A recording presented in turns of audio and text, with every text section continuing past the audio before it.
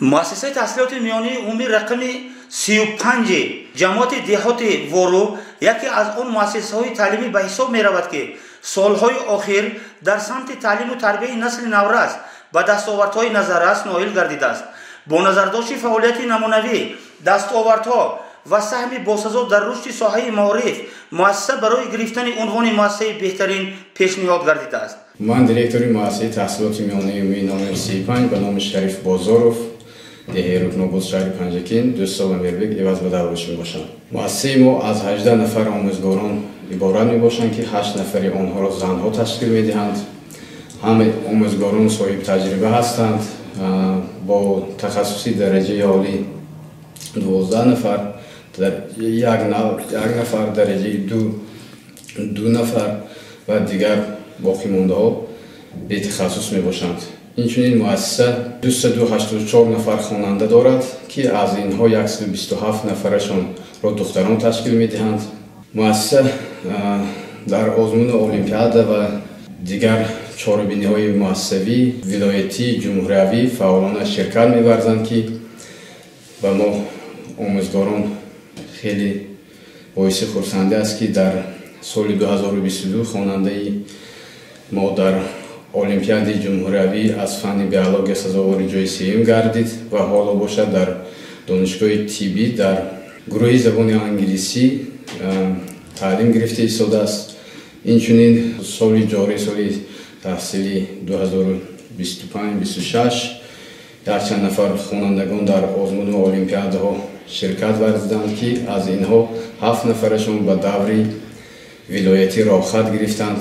خطکاران مؤسسه نمره 35 در ساختارهای گوناگون اداره‌کنی دولتی و خارجگی خلق فعالانه کار و فعالیت میکنند که این باعثی نتیجه مؤسسه ما است، خرسندی ما است. خیلی که به ما معلوم است که با تشبث اساسگذار صلح و وحدت ملی، پیشوای معظم ملت، پرزیدنت جمهوری تاجیکستان جناب عالی محترم امام علی رحمان امسال با مقام آموزگار بلند برداشته شد. ما آموزگاران کوشش می نماییم که به این غمخواری های اساسگذار صلح و وحدت ملی سزاوار شده در پیشرفت دولت و جامعه عزیزمون سهمگذار باشیم. کادرهای باسواد تربیت نماییم که در آینده تاجیکستان عزیز ما رو در مقیاس جهان معرفی کنند و پیش برند. اینچنین گفته می توانم که با تشبث اساسگذار صلح و وحدت ملی، پیشوای ملت، پرزیدنت جمهوری تاجیکستان جناب عالی محترم امام علی رحمان، کتاب تاجیکانی با آقاجان غفوروف و من این در این نزدیکی شاهنامه بیزوال ابوالقاسم فردوسی به هر یک عائله کشور بی‌واسطه از طرف پرزیدنت جمهوری تاجیکستان محترم امام رحمان تقدیم کرده شد که ما باید که اکنون خوانیم و این گذشتگان خود را دانیم و شناسیم و پیروان گذشتگان خود باشیم. اینچنین در همین دوران استقلالیتی دولت جمهوری تاجیکستان که من بنای علاوگی مؤسسه با اشتراک رئیس ولایت گشوده شده به استفاده داده شد. من به واسطه مینه‌داری خودم را به اساسگذار صلح و وحدت ملی، پیشوای ملت، پرزیدنت جمهوری تاجیکستان جناب عالی محترم امام رحمان و رئیس ولایت رجب احمدزاده و رئیس شهر پنجکین میرسانم که چنین شرایطی زمانوی را به ما مهیا کردند که در آینده این به پیشروی ما خیلی امکانیت میدهد و از طرف حکومت شهر چنین شعبه معارفی شهر در مؤسسه ما 6 کابینت فنی با تجهیزاتش با تمام تجهیزاتش داده شد که همه این با شرافتی استقلالیتی دولت جمهوری تاجیکستان و با سیاست خردمندانه معارف پرورانه اساسگذار صلح و وحدت ملی، پیشوای ملت، پرزیدنت جمهوری تاجیکستان محترم امام رحمان می باشد. дар солҳои охир бо дастгирии мақомоти маҳаллӣ ва роҳбарияти мактаб шароити таълимӣ назар ба гузашта хело беҳтар гардидааст. синфхонаҳо таъмир ва бо аёнатҳои таълимӣ муҷаҳҳаз карда шуданд. лабораторияҳои фаннии химия, физика ва биология бо таҷҳизоти муосир таъмин гардида ба хонандагон имкон гардидааст ки таҷрибаҳои амалӣ гиранд. омӯзгори муассиси таҳсилоти миёнаи умумии номери 35 ба номи Шариф Бозоров мебошам.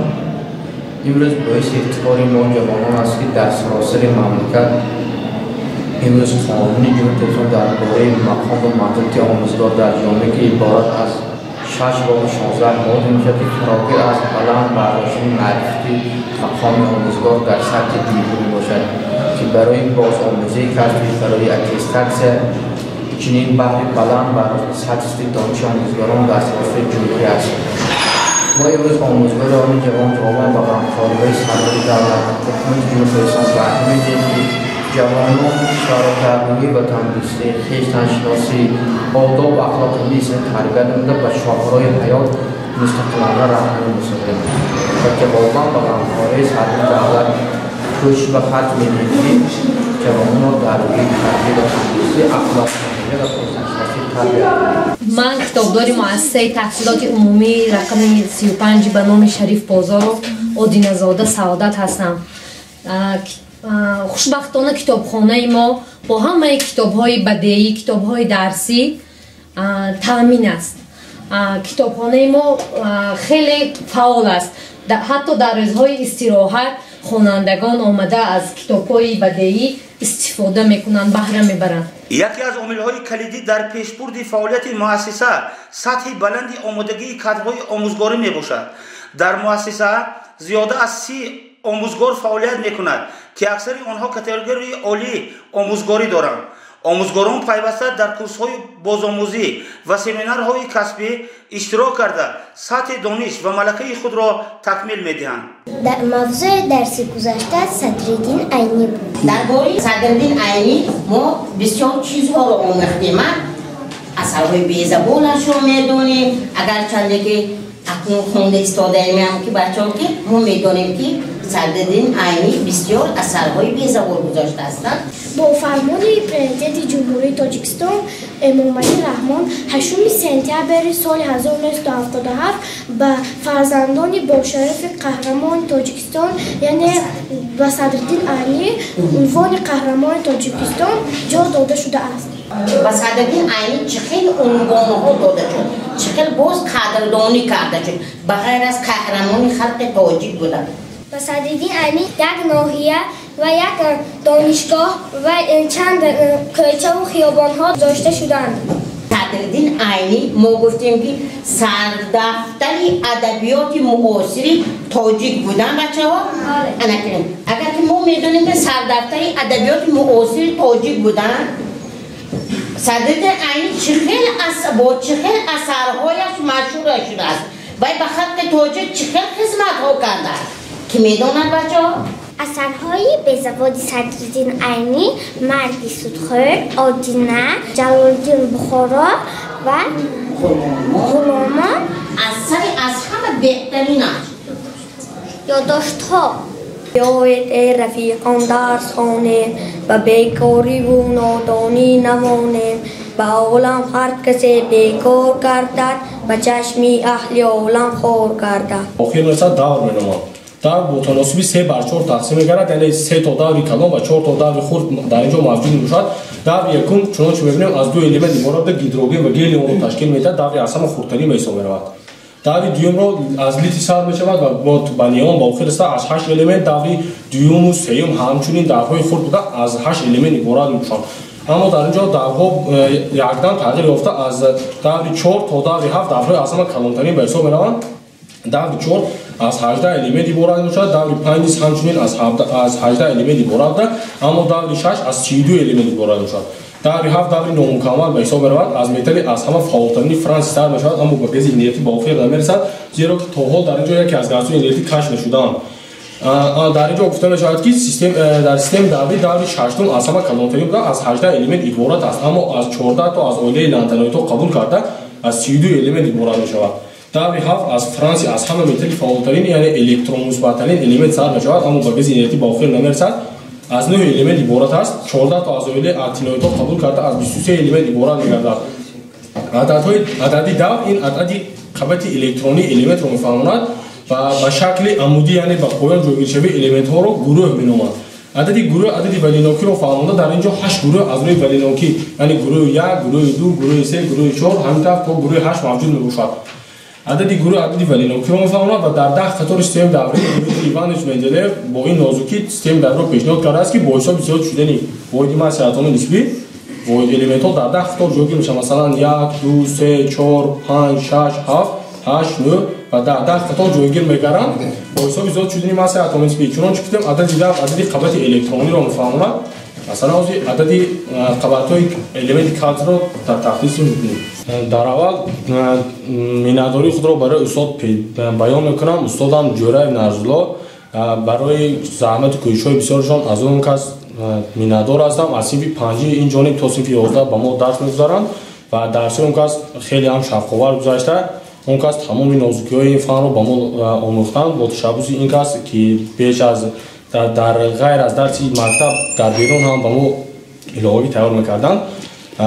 тавонистам дар даври ноҳиявӣ озмуни илм фурӯғи маърифат сазовори ҷойи сеюм гардам ва дар даври олимпиадаи ноҳиявӣ низ сазовори ҷойи дуюм гардидам. устод хеле ҳам заҳмату кӯшиш мекунанд ки ҳар як талаба яъне ҳар як шахс соҳиби донишу ҳунар гардад. ман новобаста аз оне ки дар дарсҳои биология ва ё ботаника дар синфҳои хурди поёнӣ моро дарс медоданд, дар ин ҷониб дар фанни химия низ моро хеле тайёр карданд ва ҳар як ҳамсинфҳо ё ки хонандагоне ки он кас тайёр карданд дониш хеле хубро доро мебошанд. миннатдории худро барои пешвои муаззами миллат муҳтарам пешвои миллат Эмомалӣ Раҳмон баён мекунам ки чунин озмунҳоро барои мо пешбинӣ намуда барои пешрафти миллат кишвар ва барои чунин ҷавонону донишмандону талабагон ва чорабиниҳоро андешиданд. ман хонандаи синфи 11 мактаби умумии номери 35 ба номи Шариф Бозоров мебошам. ман бо ташаббуси истиқлолияти ҷумҳурии Тоҷикистон ки бо ташаббуси бевоситаи асосгузори сулҳу ваҳдати миллӣ пешвои миллат Эмомалӣ Раҳмон ки ба мо ин гуна шароитҳоро фароҳам овариданд. роҳбарияти муассиса ба тарбияи ахлоқии хонандагон эҳтироми арзишҳои миллӣ ватандориву ҳисси инсонгароӣ аҳамияти махсус медиҳад. дар мактаб клубҳои тарбиявию фарҳангӣ фаъолият мекунад. ҳамчунин дар асоси нақшаи кории равоншинос бо хонандагон воқеаҳои фаҳмондадиҳӣ ва суҳбатҳои таҷрибавӣ гузаронида мешаванд.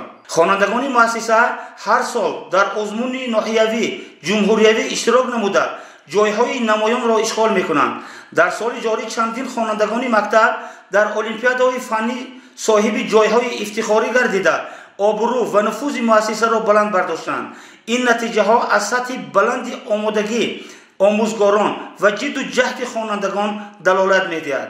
ман дар вилоят бо ташаббуси устодам ки маро тайёр карда буданд асосан иштирок карда аз номинатсияи химия дар озмуни илм фурӯғи маърифат сазовори ҷой гардидам ва дар ин ҷо гуфта метавонам ки миннатдории худро барои пешвои муаззами миллат баён карда ва мехоҳам ки дар оянда сазовори ҷойҳои намоён гардида номи ҳамин диёр номи ҳамин мактабро дар оянда низ ба зинаҳои баландтар бардорам. Меня зовут Раджаб Ихбол, я ученик 11 класса средней общеобразовательной учрежденной школы номер 35. Я учусь в 11 классе. Наша школа очень универсальная. У нас хорошие ученики, хорошие учителя, которые хорошо образуют наших учеников. Ученики очень стремленные, хорошие, добрые, воспитанные, любят учиться, любят спорт, любят каждый день играть, гулять вместе. В нашей школе ученики пошли в нескольких олимпиадах, и там они взяли несколько мест, третье, девятое, второе место в химии, третье место в биологии. ба рушди ҷисмонӣ хонандагон низ таваҷҷӯҳи ҷиддӣ дода мешавад. дар мактаб майдончаи варзишӣ фаъол аст ва дастаҳои футбол, волейбол ва гӯштин мунтазам иштирокчии мусобиқаҳои маҳаллӣ мебошанд. اشتراک فعال در چاره‌بینی‌های فرهنگی، نمایشنامه‌ها و آزمون‌های صنعتی نیز قسمی مهمی حیاتی مؤسسه میباشد. با نظر داشت شرایط سازگار تعلیمی، فعالیت نمونه‌ای آموزگاران، دستاوردهای خوانندگان و تربیت‌دهندگان نورس، مؤسسه تحصیلات میانی عمومی رقم 35 جماعت دهاتی وارو سزاوار است که به عنوان مؤسسه بهترین پیشنهاد کرده شود. این مؤسسه امروز یکی از نمونه‌های بهترین در ساحه معارف بوده برای تربیت نسل با استعداد، وطن دوست و صاحب معرفت زمینه مستحکم مهیا کرده است.